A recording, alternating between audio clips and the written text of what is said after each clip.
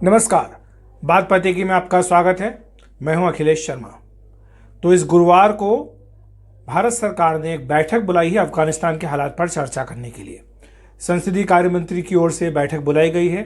इसमें सभी राजनीतिक दलों को न्योता दिया गया है, फ्लोर लीडर्स को इसमें आमंत्रित किया गया है। गुरुवार सुबह 11 बजे ये बैठक होगी।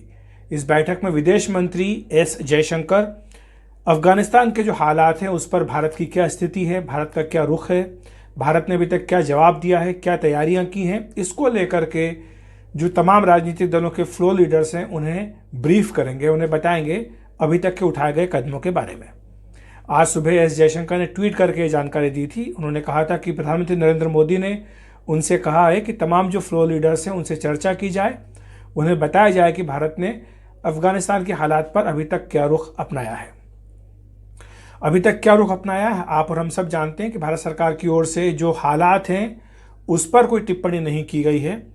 जिस तरह से तालिबान ने कब्जा किया है उस पर भारत ने भी कोई टिप्पणी नहीं की है, क्योंकि भारत की अभी जो प्राथमिकता है, पहली प्राथमिकता है, वो इस केवल यही है कि जो वहाँ पर भारतीय हैं उन्हें वापस लाया जाए, वहाँ पर जो सिख और हिंदू हैं उन्हें वापस लाया जाए, और ऐसे अफगान नागरिक जो भारत के साथ अच्छा रिश्ता रखते हैं उन्हें भी वापस लाने के लिए भारत ने कहा है, और ऐसा हो भी रहा है।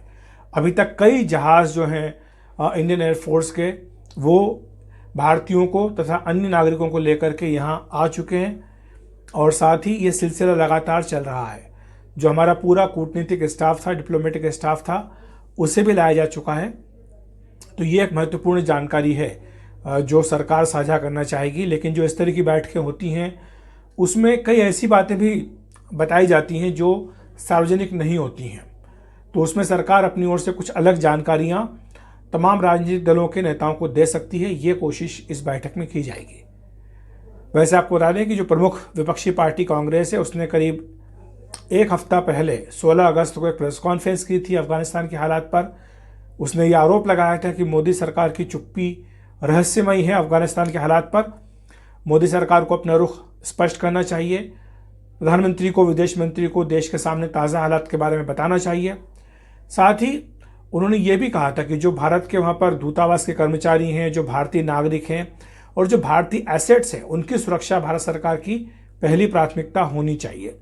कांग्रेस ने यह भी चिंता प्रकट की थी कि वहाँ पर तालिबान को कई पाकिस्तान की जो आईएसआई एजेंसी उसकी शह मिली हुई है, और ऐसे कई पिट्ठू हैं आईएसआई के वहाँ पर आतंकवादी संगठन जिसमें लश्कर तैयबा है, जैश ए मोहम्मद है, जो तालिबान के साथ मिलकर काम करते हैं। तो ऐसे में उन पर भी नज़र रखने की ज़रूरत है, ये कांग्रेस पार्टी ने अपनी ओर से कहा था।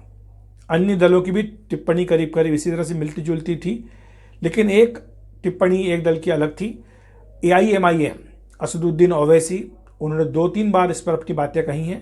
पहली बार उन्होंने ये कहा कि वो कई साल पहले संसद में ये कह चुके थे कि तालिबान के साथ बातचीत करनी चाहिए, क्योंकि एक न एक दिन तो अमेरिका अफगानिस्तान छोड़ करके जाएगा, तो ऐसे में भारत को तालिबान के साथ अपना रिश्ता बनाकर रखना चाहिए। ये बात ओवैसी ने कही। उन्होंने ये भी कहा कि आपको अफगानिस्तान की महिलाओं के हालात के बारे में क्या चिंता हो रही है, उससे ज़्यादा ख़राब हालत तो यहाँ भारत में महिलाओं और बच्चियों की है। ये भी आरोप ओवैसी ने लगाया था। हालांकि बाद में इसका जवाब दिया है बीजेपी के नेताओं की ओर से, केंद्रीय मंत्रियों की ओर से आया। शोभा करंदलाजे ने उन्होंने ये कहा कि अगर ओवैसी को इतनी चिंता है तो उन्हें अफगानिस्तान चला जाना चाहिए। ये शोभा की ओर से बयान आया था।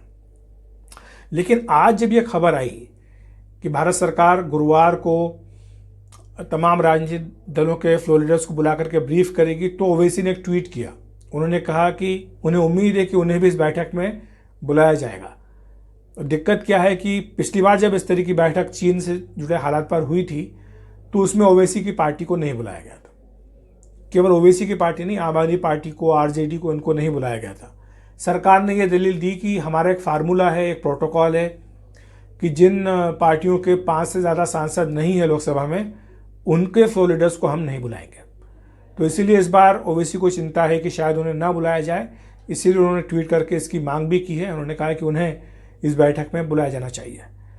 लेकिन ये तो बात रही ओवैसी की, उनकी अपनी राजनीति की। लेकिन जहाँ तक अफगानिस्तान के हालात का प्रश्न है, एक लंबा चौड़ा आंकड़ा मेरे पास है जिसके बारे में हम बात कर सकते हैं कि पिछले 20 साल में भारत ने कितनी मेहनत की है अफगानिस्तान को लेकर, हर तरह से, चाहे कूटनीति के स्तर पर हो, चाहे वहाँ पर इंफ्रास्ट्रक्चर खड़ा करने की बात हो, चाहे वहाँ पर ह्यूमन रिसोर्स को डेवलप करने की बात हो, इन तमाम क्षेत्रों में भारत ने अफगानिस्तान को अपने दोस्त की तरह, बल्कि दोस्त से भी ज़्यादा बढ़कर माना और खुले दिल से मदद की है।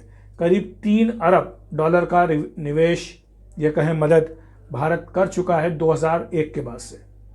और 2016 में पीएम मोदी ने अफगान के राष्ट्रपति के साथ मिलकर वहाँ पर भारत फ्रेंडशिप डैम जो है सलमा डैम, उसका उद्घाटन किया था। पीएम मोदी इसके लिए गए थे।